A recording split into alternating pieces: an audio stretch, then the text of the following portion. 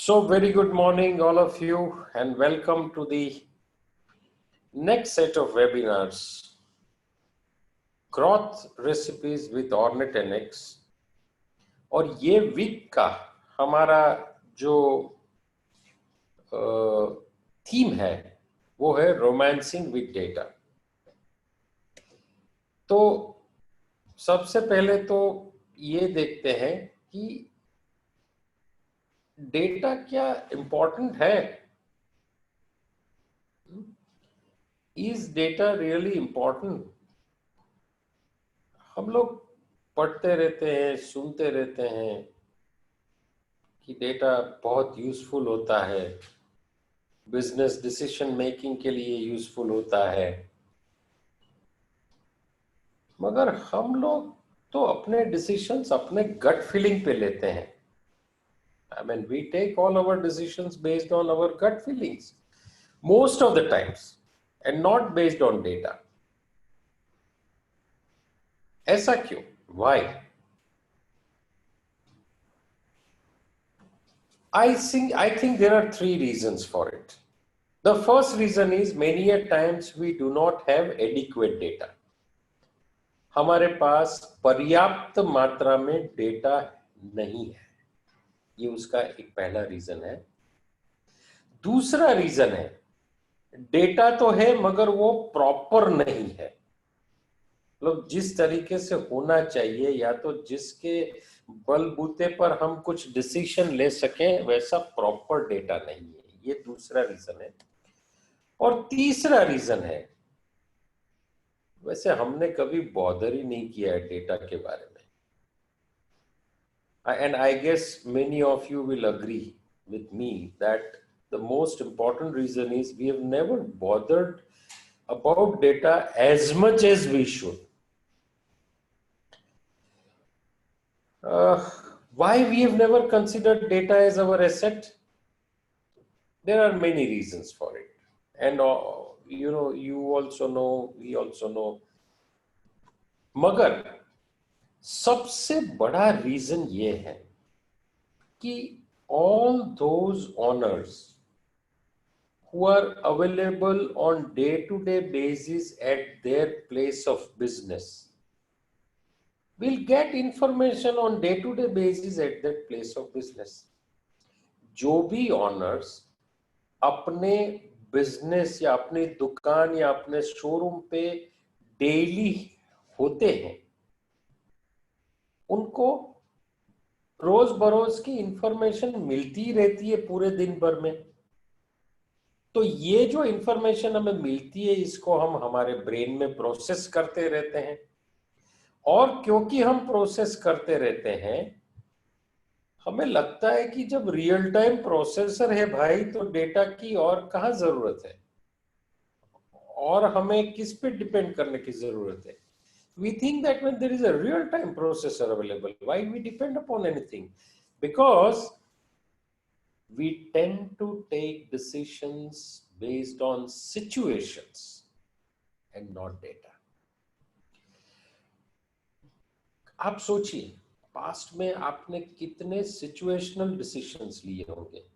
There are so many decisions that you would take on a situation basis, right? And not based on the data.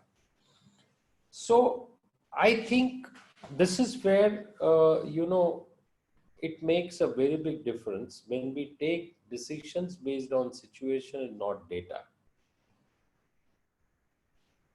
कभी कभी तो ऐसा भी होता है कि we are not sure whether it is more beneficial to keep data or not to keep data, क्योंकि हमारे ट्रेड में compliance के काफी issues हैं। There are so many answers we need to give at times, और तब हमें लगता है कि whether we should keep data or we should not keep data, वो भी एक हमें लगता है कि करना चाहिए या नहीं करना चाहिए। अच्छा, हमने सोचा कि let us focus our next 3 webinars on data। हम आपको बताएं कि ये डेटा के साथ आपको क्या क्या इंफॉर्मेशन, क्या क्या एनालिसिस, क्या क्या इंसाइट्स मिल सकती है, ताकि आप खुद डिसाइड करें कि आपको डेटा रखना चाहिए, कितना रखना चाहिए, कैसा रखना चाहिए, और उस तरीके से आप अपने ऑर्गेनाइजेशन को लीड करें। ठीक है।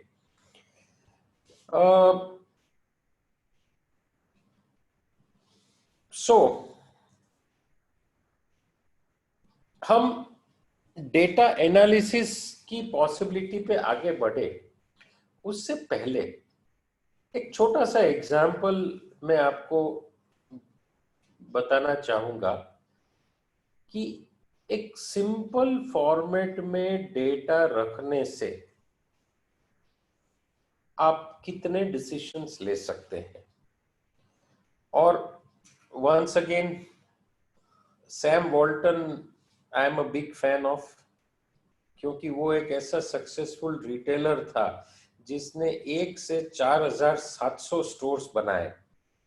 और ये जो मैं आपको दिखा रहा हूं, दिस इज बेसिकली, ये जो है ये सैम वोल्टन जब 1965 में, जब कंप्यूटर्स नहीं थे और तभी उसके मल्टीपल स्टोर थे, तब वो डेटा मैन्युअली कैसे मेंटेन करता था, how he was maintaining the data manually, that I am trying to tell you. उसने क्या किया था, एक बुक बनाई, वो बुक में हर एक पेज पर एक प्रोडक्ट का नाम लिखा और उसमें डेट लिखी, समझो 1 में। अब ये बुक है, उसमें हर एक पेज पे एक ही डेट रहेगी, एक पहला पेज पे 1 में, दूसरा पेज पे 2 में, तीसरा पेज पे 3 में, लाइक दैट।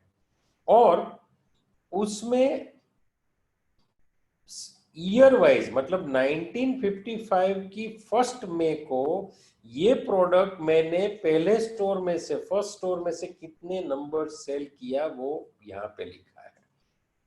उसके बाद 1956 में कितना सेल किया, वो यहाँ लिखा है। 1957 में कितना सेल किया, यहाँ।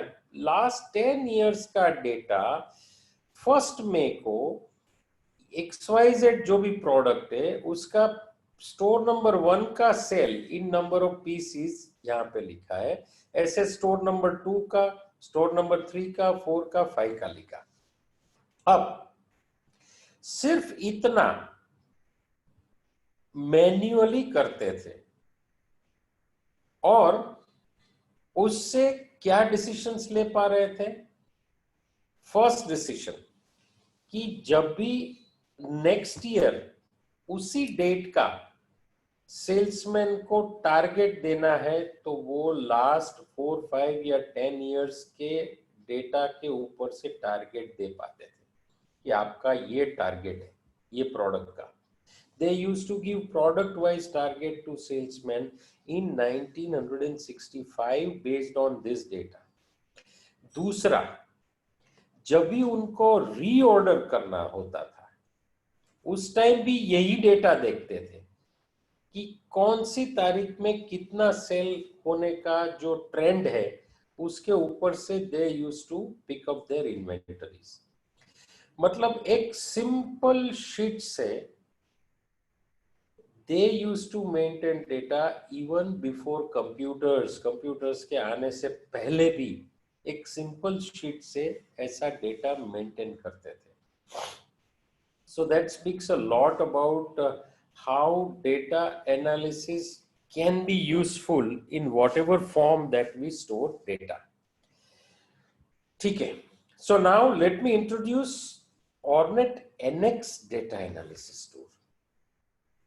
आपके पास जो Ornet NX है उसी में डेटा एनालिसिस का टूल इनबिल्ट है, इट इज ऑलरेडी देयर, आपके पास जो है उसी में है। हम सिर्फ देखेंगे कि आप उसका इस्तेमाल कैसे कर सकते हैं और कैसे अपने डिसीजंस उसके बेसिस पे ले सकते हैं। ठीक है, अच्छा, एक चीज मैं यहां पे बताऊं कि आप में से काफी लोग ऐसे हैं जो शायद खुद भी ऑर्नेट एनएक्स को ऑपरेट करते होंगे, मगर काफी ऐसे भी होंगे कि शायद वो ऑर्नेट एनएक्स को ऑपरेट नहीं करते। आज के सेशन के बाद मैं आपको रिक्वेस्ट करूंगा कि अपने आईटी पर्सन को बोलिए कि आपके लैपटॉप में भी ऑर्नेट एनएक्स का एक्सेस दे दे, क्योंकि मैं दिखाने जा रहा हूं कि डेटा का एनालिसिस आप अपने आप कैसे कर सकते हैं और इजीली कैसे कर सकते हैं। और इसके साथ let me also tell you why the subject is romancing with data. दो रीजन है। Reason number one, romancing is a act जो आपको खुद करना पड़ता है। ऐसा नहीं हो सकता है कि रोमांच कोई और करे और मजा आपको आएगा। सो दैट इज व्हाई यहां पे भी ऑर्नेट एनएक्स में अगर डेटा से इंसाइट चाहिए तो आपको खुद को थोड़ा सा ऑपरेट करना पड़ेगा। और दूसरी बात, only romancing doesn't give you result, you have to take action based on data. So that also can be taken only and only if you are yourself involved. तो आज के दिन में आपको बोलूं कि it is very easy to operate Ornate NX. आपको सिर्फ अपने यूजर नेम और पासवर्ड से लॉगिन करना है, जो आप सबको पता है, और कोई भी एक रिपोर्ट पिकअप कर लीजिए और उसमें कैसे डेटा एनालिसिस कर सकते हैं ये मैं आपको आज सिखाऊंगा। And it's very easy, take my word, at the end of the session I promise कि आपको ये पूरी तरह से परफेक्टली पता चल जाएगा how you can do the data analysis with Ornate without anybody's help. ठीक है, चलो हम एक काम करते हैं, we pick up the report of sales register. तो ये आप यहाँ पे देख सकते हैं कि जब आप ऑर्नेट में लॉगिन करेंगे ना तो ये मेनू आएगा। अब मेनू में कुछ नहीं करना है, रिपोर्ट सिलेक्ट कीजिए, डेली रिपोर्ट सिलेक्ट कीजिए, ये जी वाला option fix format register select कीजिए और सेल्स रजिस्टर कीजिए। बस इतना करना है अपने माउस से, नथिंग एल्स। जैसे ये सिलेक्ट करेंगे तो आपके सामने पूरा स्क्रीन आ जाएगा। अब ये कुछ नहीं है, ये सिंपल है, आपके शोरूम में से जितने भी इनवॉइसेस बने हैं ना उसका डेटा है। ठीक है, आप डेट कोई भी सिलेक्ट कर सकते हैं, you can just click your mouse and change the dates. ठीक है, अब आपको यहाँ पता चलेगा कि आपका कौन सा बिल नंबर था, डेट कौन सी थी, पार्टी का नाम क्या था, आइटम क्या था, कौन सा कैरेट था, कितना ग्रॉस वेट, नेट वेट, ये है। तो this is a simple report. ठीक है, but there is an ocean of data lying below this report and let us explore it. ठीक है ना, आपको कुछ नहीं करना है, ये जो बीच वाला एरिया है ना उसको ग्रिड एरिया बोलते हैं। ठीक है, आपको कहीं पे भी माउस रख के राइट क्लिक करना है बस, और जैसे ही आप राइट क्लिक करोगे ना तो आपको ऐसा एक पूरा मेनू मिल जाएगा। और ये मेनू में जो लास्ट आइटम है ना डेटा एनालिसिस, उसको आपको सिलेक्ट करना है। ठीक है, जैसे आपने सिलेक्ट किया आपके सामने एक पूरा स्क्रीन आ जाएगा। ठीक है, अब इसमें दो ही चीज आपको पसंद करनी है। एक तो आपको क्या डेटा देखना है, जैसे हमको नेट वेट पे देखना है या ग्रॉस वेट पे देखना है या अमाउंट पे देखना है, एक यहाँ पे सिलेक्ट करना होता है। और दूसरा यहाँ पे कौन सी चीज, तो अभी सबसे पहले हम लोग सप्लायर इंफॉर्मेशन लेते हैं कि भाई हमने जो सेल्स रजिस्टर देखा, मतलब हमारा जो भी सेल हुआ है उसको हमें सप्लायर वाइज देखना है कि कौन से सप्लायर की चीज कितनी बिकी है। ठीक है, तो अब यहाँ पे हमने सप्लायर सिलेक्ट कर लिया and we have the report in front of us. फिर से मैं स्टेप दोहराता हूं, आपने लॉगिन किया, आप रिपोर्ट में गए, डेली रिपोर्ट में गए, वहां से सेल्स रजिस्टर को पिकअप किया, और जब भी वो ग्रिड आती है वहां पे राइट क्लिक किया, डेटा एनालिसिस में आके सिर्फ दो ही फील्ड सिलेक्ट की, यहाँ पे आपने नेट वेट सिलेक्ट किया और यहाँ पे आपने supplier code, and you have the vital information कि which are your top 10 suppliers, किसका कितना नेट वेट सेल हुआ है और परसेंटेज के हिसाब से who are your best suppliers and who are your worst suppliers, how much each supplier is contributing to our sales. ठीक है, अच्छा यही चीज को ग्राफ में देखनी है, बाजू में चार्ट बटन है, आप इसको क्लिक करोगे you will get a graph instant.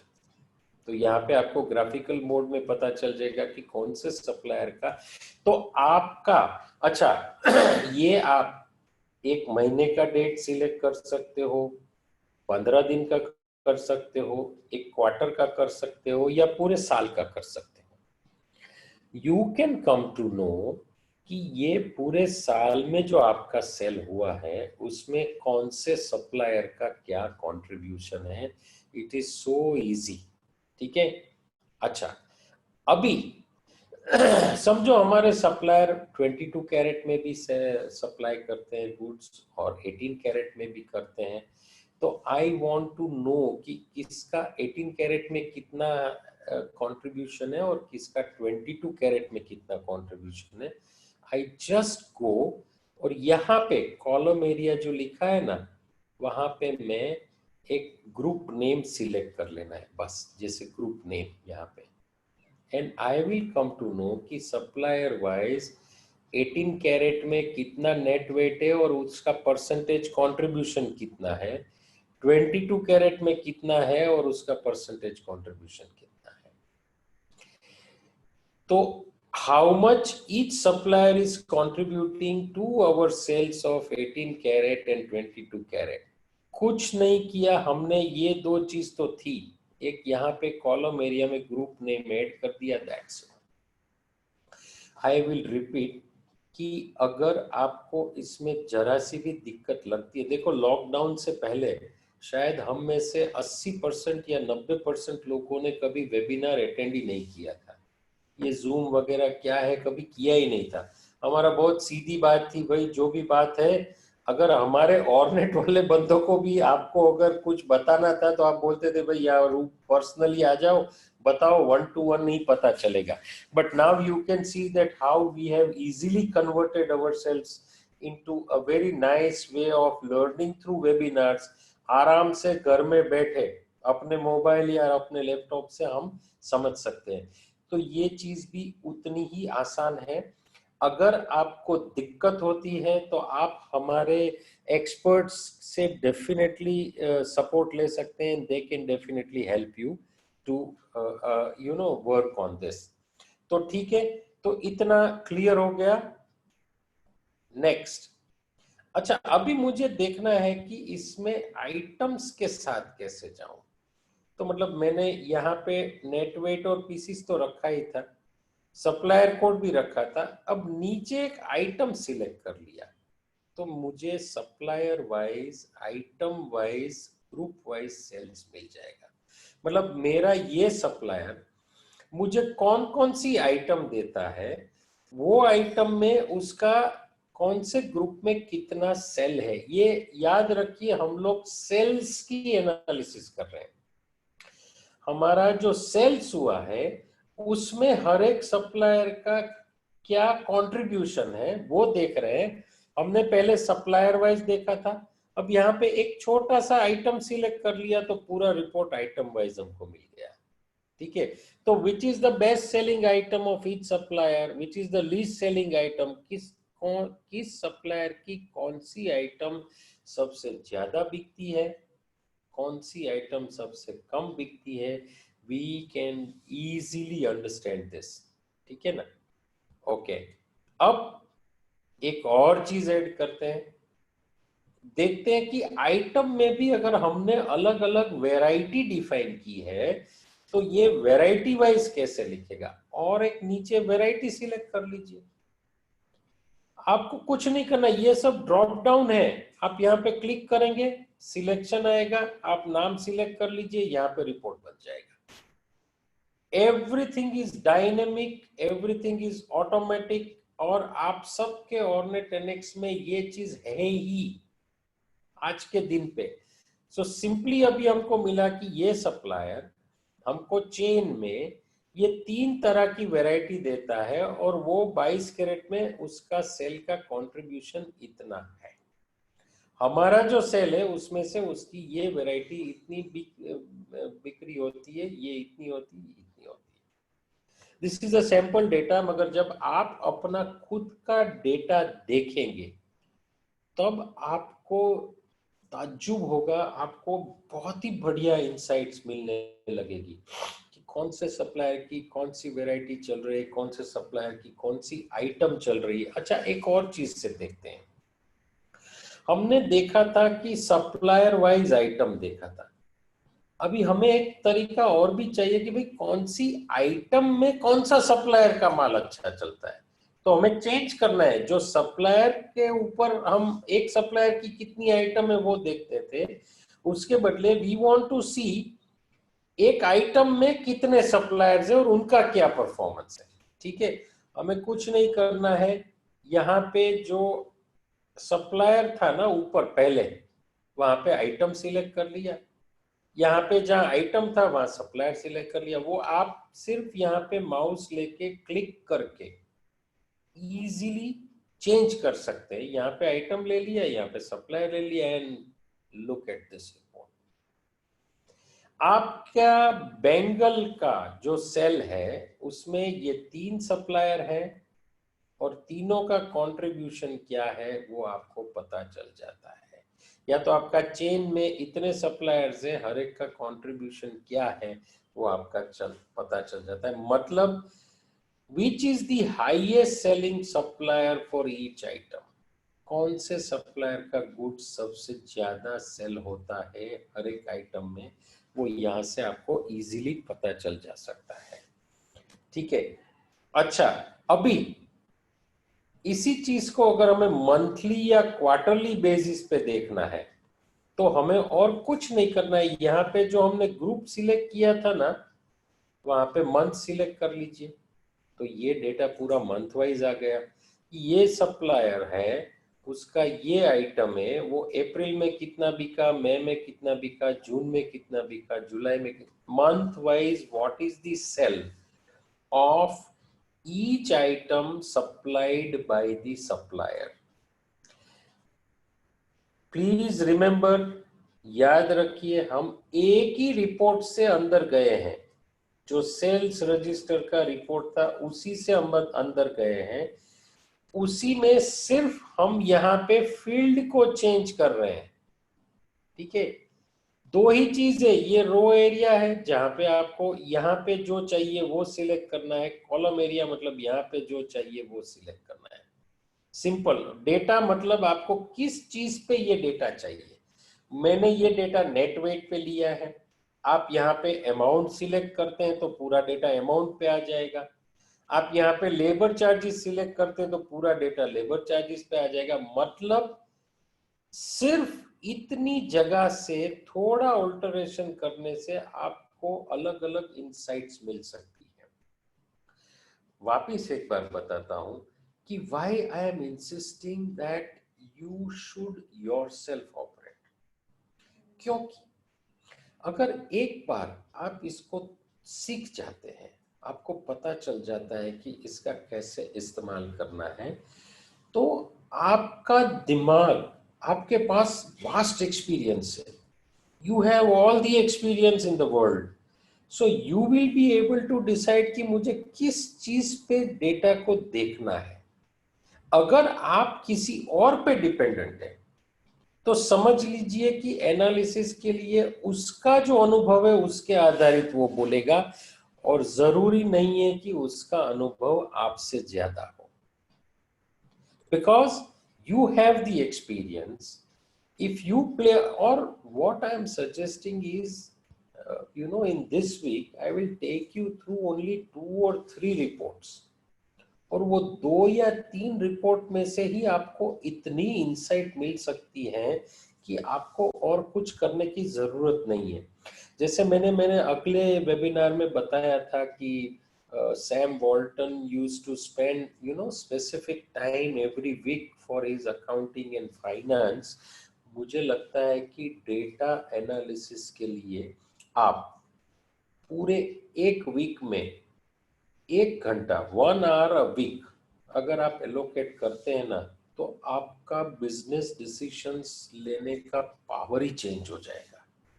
Because you will have so many insight. Only you need to spend 1 hour per week, nothing more. उतना समय तो शायद आप निकाल ही पाओगे। Let's see again. अब अगर मैंने जैसे मंथली देखा था, अगर वो क्वार्टरली चाहिए, देखो यहाँ पे हमने मंथली देखा था, क्वार्टरली देखना है तो सिर्फ यहाँ जाके क्वार्टर सिलेक्ट करना है, पूरा डेटा क्वार्टरली आ जाएगा। तो कंसिस्टेंसी जो सप्लायर की है, ये मंथली देखने से बेनिफिट क्या होता है कि कौन से सप्लायर की कौन सी आइटम कंसिस्टेंटली सेल हो रही है, हर महीने उसका वेट कंसिस्टेंटली सेल हो रहा है, किस सप्लायर का कंसिस्टेंटली नहीं हो रहा है, ये आपको यहां से पता चलता है। ठीक है, तो अब कितने ऑप्शंस हुए? If you just go back, तो सबसे पहला हुआ कस्टमर रिलेटेड जो इंफॉर्मेशन है, उसमें हमारे पास party name, area, city, mobile number, birth date, anniversary date, payment mode, ये सब इंफॉर्मेशन पे आपको एनालिसिस मिल सकती है। ये सब फील्ड है अवेलेबल, मैंने आपको कुछ ही फील्ड दिखाए मगर ये सब फील्ड है।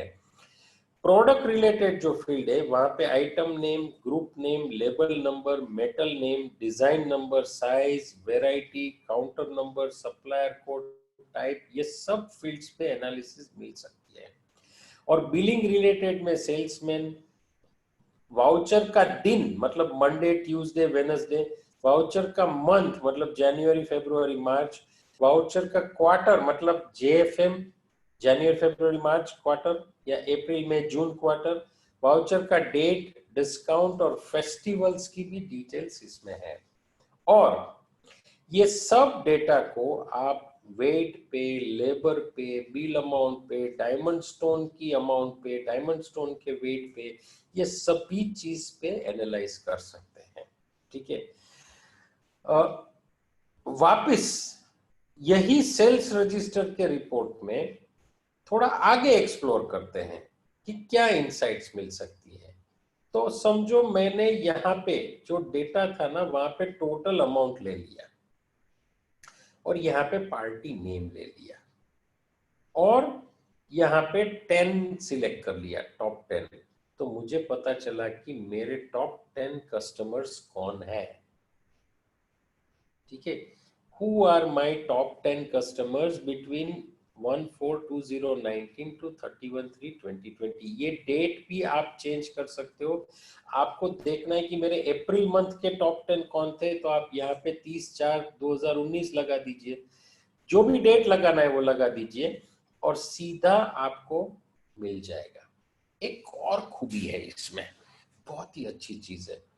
एक्चुअली क्या है ना कि एक बार आपने कोई रिपोर्ट देखा, समझो सेल्स रजिस्टर में, आपको लगता है कि ये टॉप 10 कस्टमर वाला रिपोर्ट मुझे रेगुलरली चेक करना है, तो आप क्या कर सकते हैं ना, इधर जाके उसका नाम टाइप कर सकते हो और उसको सेव कर सकते हो। तो नेक्स्ट टाइम आप जैसे डेटा एनालिसिस में जाओगे ना, तो यहाँ पे ड्रॉप डाउन से वो रिपोर्ट सिलेक्ट करोगे तो ये अपने आप फिल होके आ जाएगा, टोटल अमाउंट, पार्टी नेम, सब आ जाएगा, 10 वैल्यू, आपको सीधा रिपोर्ट ही दिखेगा। इवन इजी, मतलब एक बार, सिर्फ हमें एक बार प्रॉपरली डेटा सिलेक्ट करके उसको सेव कर देना है। You can see it any time. अगर आपको ये करने में दिक्कत आती है तो आई वुड ऑल्सो सजेस्ट कि आप या तो हमारे एक्सपर्ट्स या तो आपके टीम मेंबर में जिसको भी ये ऑप्शन के बारे में मालूम है, उनके साथ बैठ के एक बार हर एक रिपोर्ट सेट कर दीजिए कि मुझे ये देखना है, तो फिर यहाँ से सीधा सिलेक्ट करके मिल जाएगा। So this is so easy to do it yourself, right? Okay, now one more insight. मैंने यहाँ पे वाउचर डे सिलेक्ट किया। देखो आगे हमने यहाँ पे पार्टी यानी कस्टमर सिलेक्ट किया था, अब मैंने यहाँ पे वाउचर डे। तो मुझे पता चला है कि पूरे साल में मेरा मंडे का सेल कितना है, ट्यूसडे का कितना है, वेडनेसडे का कितना है, थर्सडे का, फ्राइडे का, परसेंटेज वाइज यहाँ पे मिल जाएगा। अगर मुझे आउट ऑफ स्टेशन जाना है, मुझे कहीं भी बाहर जाना है, तो I can define my absence based on this. मुझे पता है कि चलो मंडे और वेडनेसडे को उतना ज्यादा नहीं रहता है, if I need to plan my visit I should plan on this days. मतलब ये तो एक छोटा सा इंसाइट है। What I am suggesting is आप लोग जब अपने आप करेंगे, you will get various insights out of this. अच्छा, दूसरी बात, इसी चीज को चार्ट में देखना है। कभी भी हर एक चीज में चार्ट तो अवेलेबल ही है। आपको लगता है कि नहीं डेटा में देखना मुझे अच्छा नहीं लगता है, you can switch on to the chart, बाजू का बटन है, क्लिक करो, चार्ट वाइज दिख जाएगा।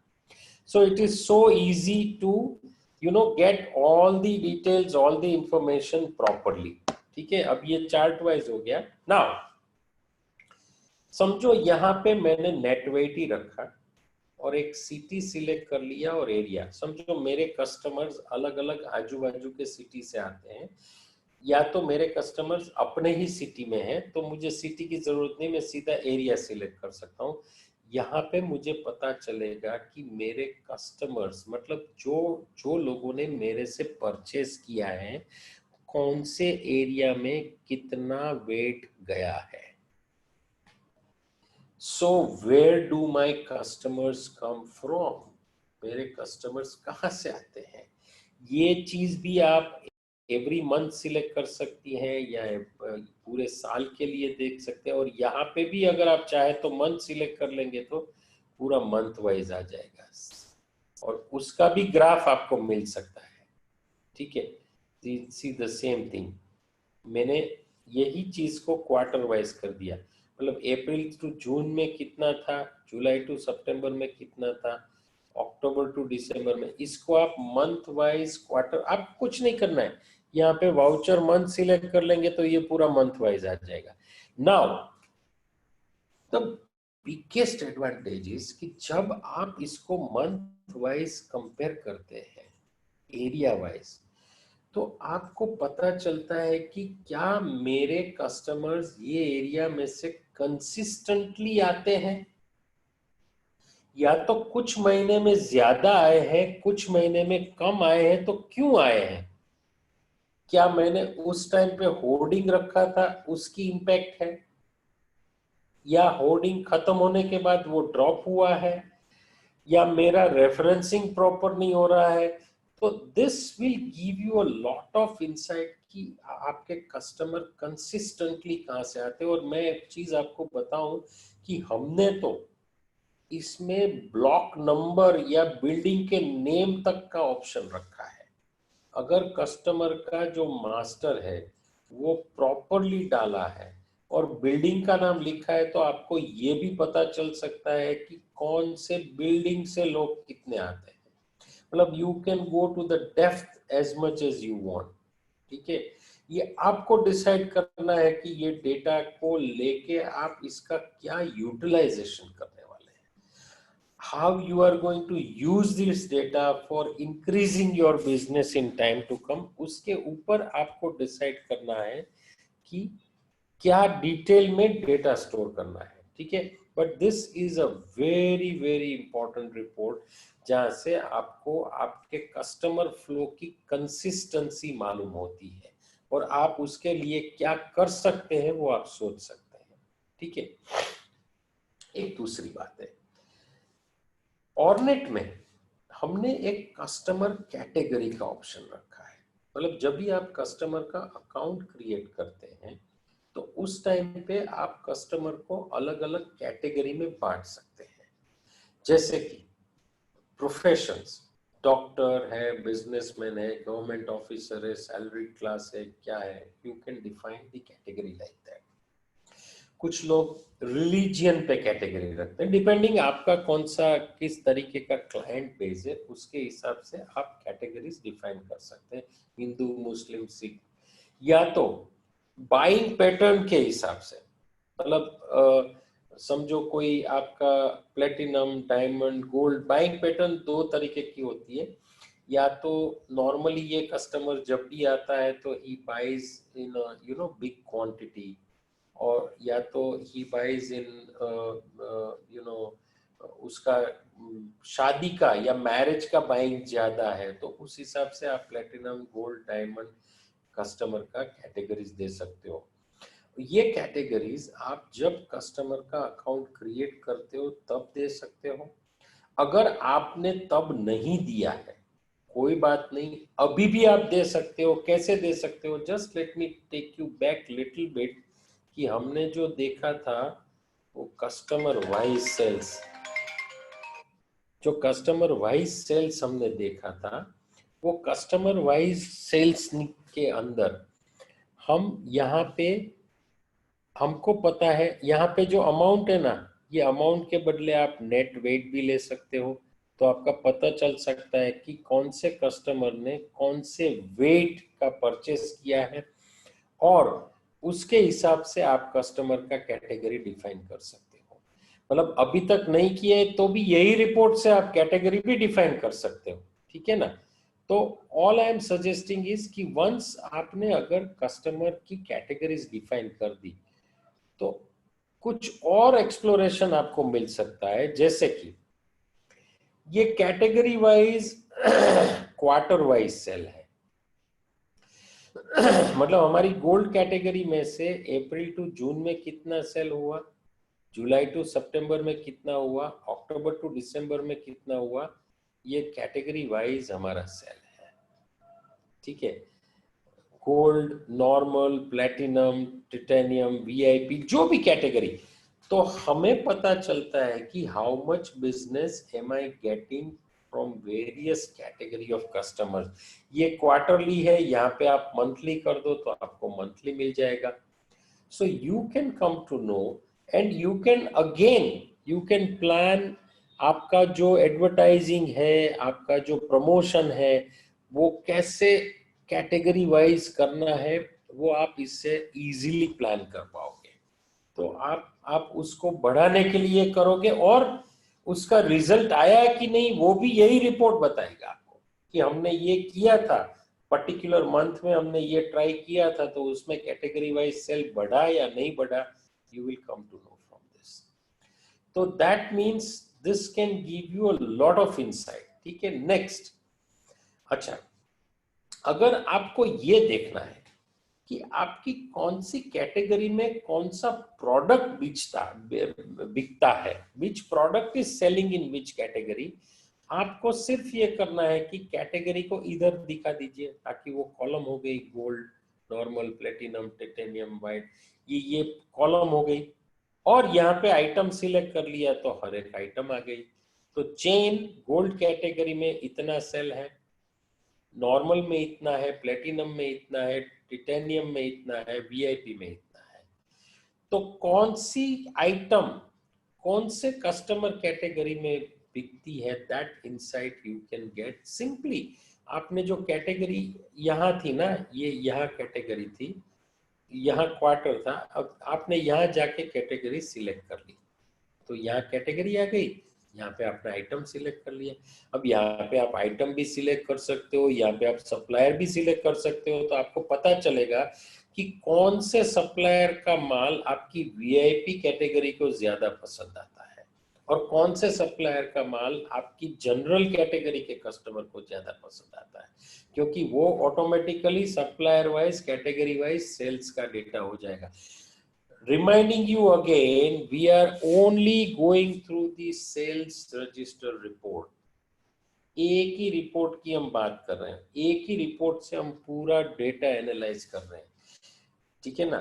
हमने और कोई रिपोर्ट नहीं देखा है, only same old one report, but how much of data it can give you, just think about it, ठीक है। ओके, नाउ ऑर्नेट एनएक्स में जो मेजर फेस्टिवल्स है उसका डेटा भी प्री फिड किया हुआ है, ठीक है। उसका डेटा प्री फिड किया हुआ है, मतलब क्या है कि कौन सी डेट से कौन सी डेट पे कौन सा फेस्टिवल है, वो ऑर्नेट एनएक्स में हमने डिफाइन किया है फ्रॉम 2011 ऑनवर्ड्स, और आपके जो लोकल फेस्टिवल्स होते हैं उसका डेटा आप अपने आप इसमें ऐड कर सकते हो। There is a festival master available in Ornate NX, वहां जाके आप डिफाइन कर सकते हो कि ये डेट पे ये फेस्टिवल है, ये डेट पे ये फेस्टिवल है।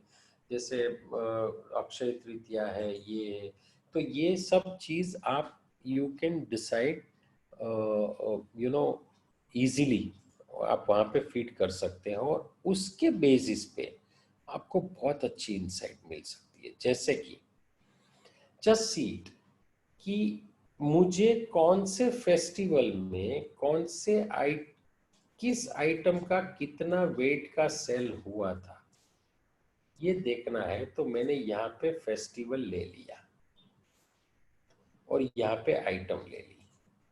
तो look at this, these are the items जो अक्षय तृतीया, दशहरा, नवरात्रि, पुष्य नक्षत्र और बाकी के रेगुलर डेज में क्या सेल है। तो हमें वो परसेंटेज के हिसाब से भी मिल सकता है कि बाली का 24% सेल हुआ था, ब्रेसलेट का 21% सेल हुआ था। मतलब कौन से फेस्टिवल में कौन सी प्रोडक्ट ज्यादा चलती है ये हमें पता चलता है। ठीक है, तो what happens is कि this also can help you in both the stocking part as well as it can help you in your sales target कि भाई हमें क्या सेल्स का टारगेट देना है। ठीक है, so before I go head I think I would like to take you through quickly once again कि हमने कहां से शुरू किया था, क्योंकि ये सब एनालिसिस जब आपने देखी है तो मेरा ये मानना है कि हमें ये चीज आपको अपने आप करनी है। तो कैसे कर सकते हैं, ये मेरा फोकस एरिया है और मेरा ये वेबिनार तभी सक्सेस होगा जब आप अपने आप इसको ऑपरेट करते हैं। So I will take you back little bit once again to confirm कि हम कैसे अपने आप कर सकते हैं। सी हमने देखा था कि और कुछ नहीं करना है आपको, सिर्फ you go and select a particular report.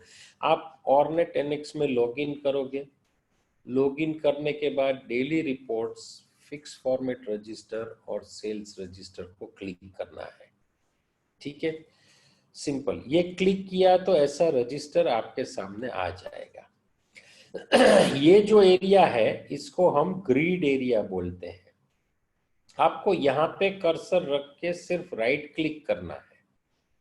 Right click करेंगे तो आपको ये सब ऑप्शन मिलेंगे, जिसमें लास्ट ऑप्शन जो डेटा एनालिसिस वाला ऑप्शन है वो आपको क्लिक करना है।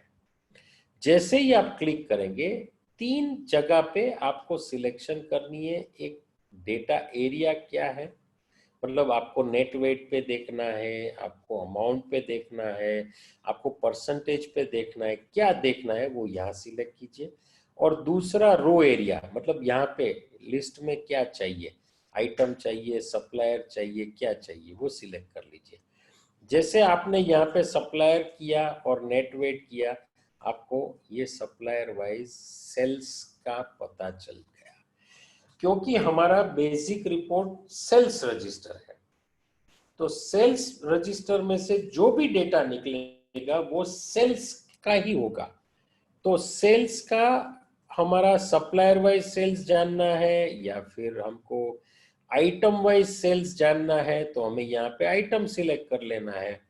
अच्छा, और अगर हमको यहाँ पे जो नेट वेट है उसको ग्रुप वाइज चाहिए तो कॉलम में और सिलेक्ट करेंगे तो यहाँ पे ग्रुप वाइज हो जाएगा।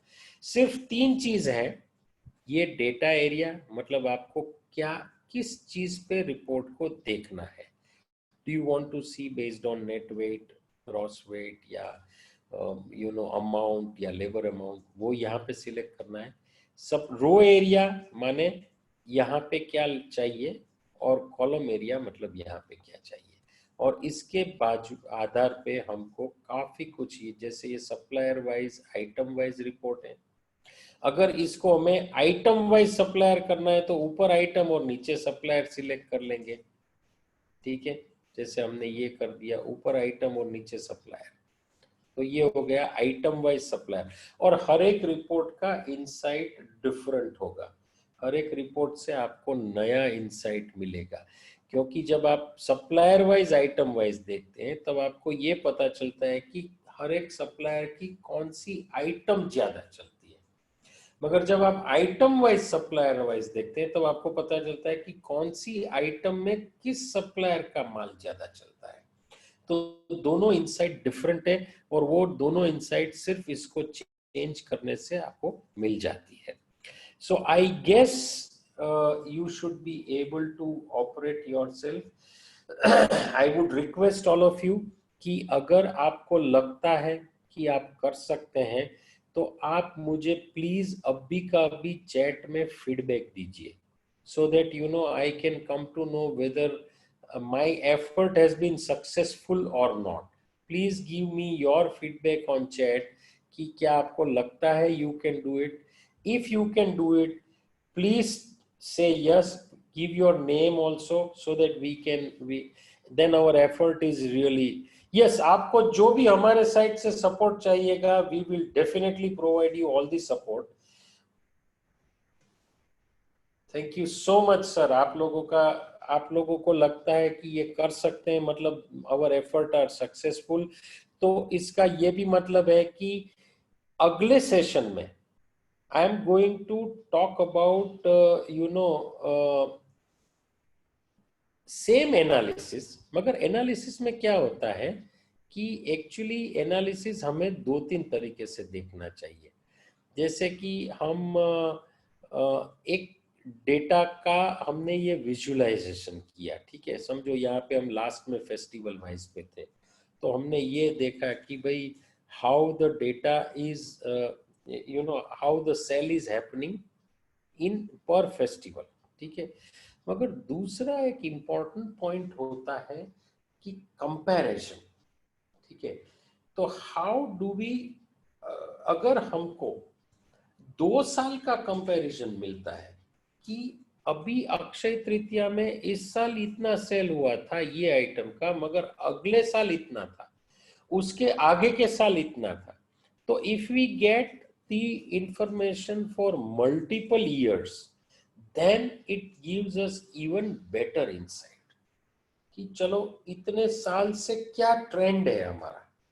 अच्छा, अगर हमारे पास कस्टमर कैटेगरी है और वो कस्टमर कैटेगरी का हमें 3 साल का ट्रेंड मिलता है, तो हमें पता चलता है कि ये कस्टमर कैटेगरी का कैसे मूवमेंट रहता है, इस कैटेगरी को मैं और स्ट्रॉन्ग कैसे बना सकता हूँ, और यहाँ पे नई चीज इंट्रोड्यूस कैसे कर सकता हूँ।